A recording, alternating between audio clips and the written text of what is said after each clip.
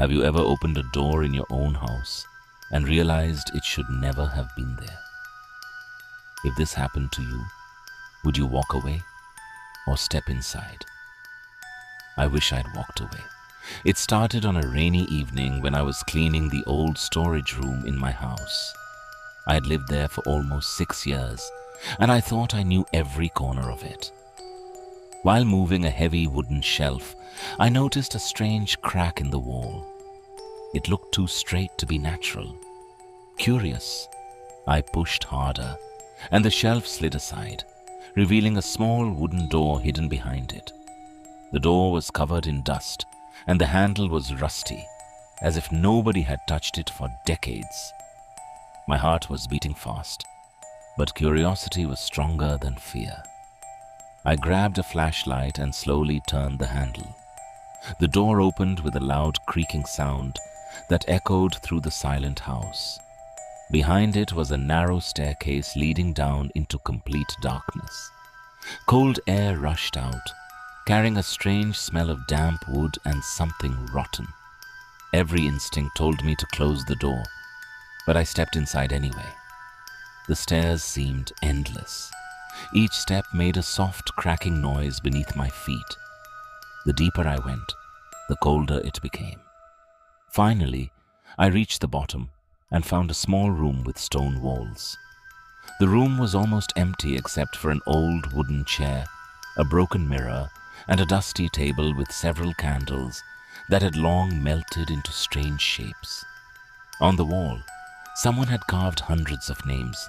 Some were faded, but others looked fresh, as if they had been scratched into the stone only days before. Then I saw my own name at the very bottom. It looked new. I froze. My flashlight shook in my hand. I had never been in this room before. So how could my name already be there? I tried to convince myself it was just a coincidence, but deep inside I knew it wasn't. Suddenly I heard footsteps above me. Slow, heavy, one step at a time. I looked toward the staircase, expecting to see someone coming down, but there was nothing. The footsteps stopped. The silence that followed was even worse. Then I heard a whisper, very soft. It sounded like someone standing right behind me saying my name. I turned around immediately, but the room was empty. My breathing became faster. I decided it was time to leave. As I rushed toward the stairs, the wooden door at the top slammed shut with a powerful bang. The sound echoed through the underground room. I ran up the stairs as fast as I could, but the door would not open. I pulled the handle again and again, but it felt like someone was holding it from the other side.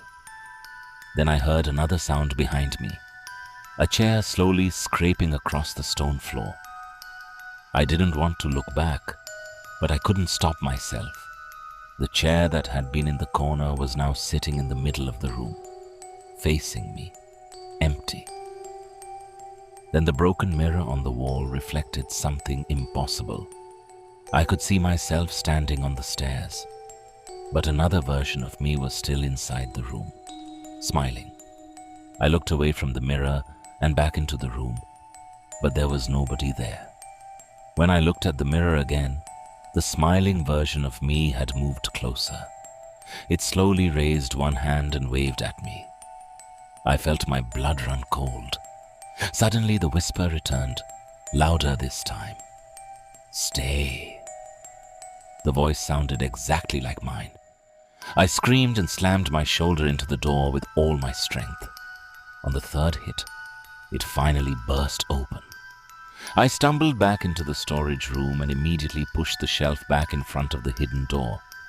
I stood there for several minutes, shaking and trying to catch my breath. I kept telling myself it was over.